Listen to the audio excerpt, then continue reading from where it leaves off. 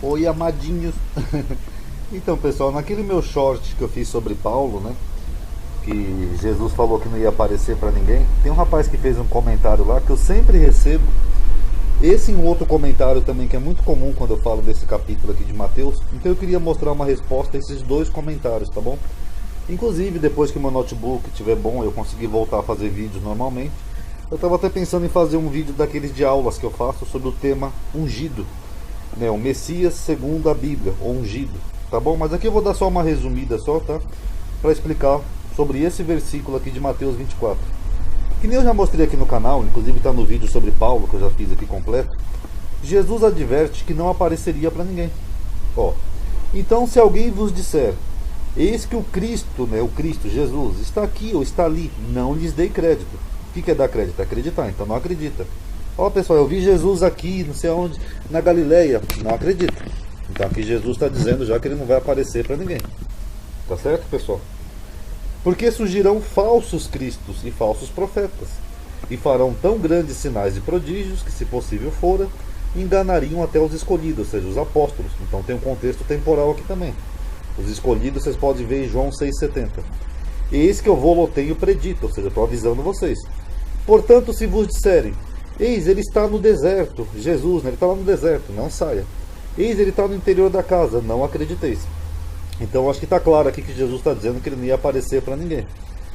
Mas Paulo disse que Jesus apareceu para ele no deserto. Ó, e indo no caminho, aconteceu que chegando perto de Damasco, onde é que é perto de Damasco aqui? Eu já mostrei no vídeo de Paulo aqui, ó. Jerusalém aqui embaixo, grifado em vermelho, e Damasco aqui é o deserto da Judéia. Então foi no deserto. Aí Paulo viu uma voz, né, que caiu por terra e dizia, Saulo, Saulo, por que me persegues? Aí ele fala, quem é, Senhor? E o Senhor disse, eu sou Jesus, a quem tu persegues. Então Paulo estava perto de Damasco, no deserto, e Jesus apareceu para ele. Só que Jesus disse, ó, se alguém vos disser, eis, o Cristo está no deserto, não acrediteis. Então, essa foi a pergunta que eu fiz. Aí tem dois argumentos clássicos, né, que eu sempre recebo para dar a entender que aí não pode ser Paulo, que eu estou distorcendo o texto. Eu estou sendo desonesto porque ele não pode ser Paulo. O primeiro é esse daqui, ó. Isso ainda vai acontecer no futuro. Isso aí o sermão profético é lá para o fim do mundo, amadinho. Não é para nossa época. Sempre vocês vão ver pessoas falando isso. Resposta. Na verdade, tudo no sermão profético iria acontecer naquela geração, segundo Jesus. Que nem vocês veem aqui em Mateus 24:34. Em verdade eu vos digo, não passará esta geração, ou seja, aquela geração presente que Jesus está falando, sem que todas estas coisas, tudo que ele falou em Mateus 24, aconteçam. Então o próprio Jesus disse, ó, tudo isso vai acontecer nessa geração. Então o sermão profético não é para o futuro, tá? Isso é um erro que as igrejas vão mantendo. E mesmo se a gente considerasse que fosse uma referência para o futuro, para o fim do mundo, etc., uma profecia, pessoal, ela vale a partir do momento que ela foi dada. Por exemplo, se Deus aparecesse agora para você e dissesse, ó, nunca faça amizade com uma pessoa ruiva.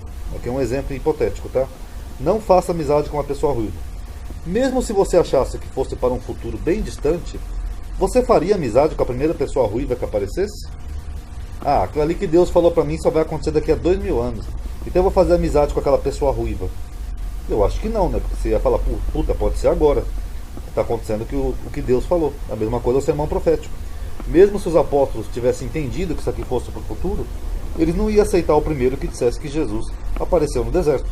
Tá certo?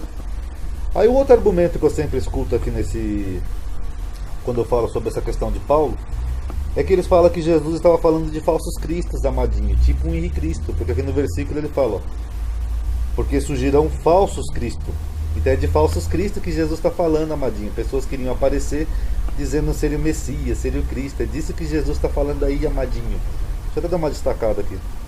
Beleza, será? Aí eu pergunto para essas pessoas, como que alguém ia vir se dizendo ser o Cristo, né, o Messias, em nome do Cristo?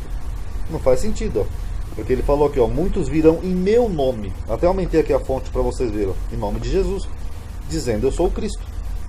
Nenhum Henrique Cristo que é maluco diz que veio em nome de Cristo. Alguém já viu um Henrique Cristo falando, Pai, eu sou o Cristo e Jesus me enviou? Ó, não bate, não teria como. Porque ele acredita ser o Cristo. Logo, nenhum falso Cristo iria vir em nome de Cristo. Ó pessoal, eu sou o Messias e foi Jesus que me enviou.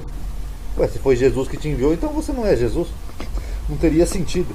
Isso seria até imbecil, né pessoal? Seria um atestado de falsa messiandade. O problema está no termo Cristo, né, ali do texto, que dá essa impressão aqui, ó. Eu sou Cristo, que essas pessoas iam dizer. Então as pessoas acham que aqui está se tratando de falsos cristos como o Henrique Cristo.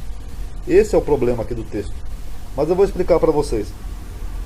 O termo grego Cristo, aqui ó, Christos, ao contrário da concepção popular de que se trata do Messias específico, é um termo genérico que significa literalmente ungido. É o equivalente do hebraico machá, que vem do verbo machá, que é literalmente derramar óleo sobre a cabeça, ungir com óleo. Exatamente isso, aqui é só um equivalente grego. Um ungido era ungido para um propósito específico, como por exemplo os levitas. Todos os levitas eram ungidos, porque eles tinham o propósito de prestar o serviço do templo, cuidar das coisas sagradas, etc. Então todos eram ungidos, todos eram Machias, Cristos, todos levitas. Os reis eram ungidos, e assim por diante. E o ungido nem sempre era literalmente ungido com óleo, como por exemplo Ciro, rei da Pérsia, que era um tipo de unção espiritual. Ó, assim diz o Senhor ao seu ungido, a Ciro, a quem tomo pela mão direita. Então Ciro, que era um rei pagão, um rei persa, ele também foi um ungido, um Cristo. Por que um Cristo? Porque ele foi ungido espiritualmente para fazer um propósito, nesse caso, libertar o povo judeu do cativeiro. Então ele também prestou um serviço para Deus, então ele foi ungido, ainda que não tenha derramado óleo sobre a cabeça dele. Ou pelo menos não temos essa informação. Logo, o termo ungido também seguia enviado, porque Ciro também foi enviado por Deus, aqui, o próprio Deus tomou ele pela mão. Porque a pessoa que foi ungida para fazer um propósito de Deus, ela também foi enviada por Deus de uma forma espiritual, simbólica. Da mesma forma, Paulo se considerava ungido, mesmo sem ninguém ter derramado óleo sobre a sua cabeça, ou pelo menos não temos essa informação no Novo Testamento, mas ungido espiritualmente, para pregar o Evangelho. Aqui, ó. Em 1 Coríntios 1,17 ele falou, Cristo enviou-me. Então ele foi enviado com propósito. E ele também disse que foi ungido, ó. Mas o que nos confirma convosco em Cristo e o que nos ungiu.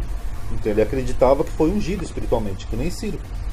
Ainda que nós não temos nenhuma informação de que alguém derramou óleo na cabeça dele, mas ele foi enviado e ungido. Logo, o versículo de Mateus, quando a gente entende o termo Cristo como genérico, ungido, ele fica mais coerente assim, ó. Porque muitos virão em meu nome, em nome de Jesus, dizendo, eu sou um ungido, um enviado. E não eu sou um Cristo ou Messias, não, eu sou um enviado, eu sou um ungido e vim em nome de Jesus. Que é exatamente o que Paulo fez, aí faz mais sentido. Então logo, serve para Paulo sim, tá bom? Eu já tenho um vídeo aqui sobre Paulo, se ele foi apóstolo, no canal, porque tem um outro argumento também que as pessoas falam ali nos shorts, né? Porque os apóstolos de verdade aceitaram Paulo, quem sou eu para negar? Na verdade nenhum apóstolo aceitou Paulo, tá? Mas aí para não alongar muito aqui o vídeo, até porque eu estou com o notebook ruim, eu vou deixar esse vídeo na tela final, tá bom? Então aqui o termo Cristo é ungido, é enviado, tá? Não é um outro Cristo, até porque não teria sentido vir alguém em nome de Cristo se dizendo ser o Cristo, tá bom, pessoal? Paz a todos.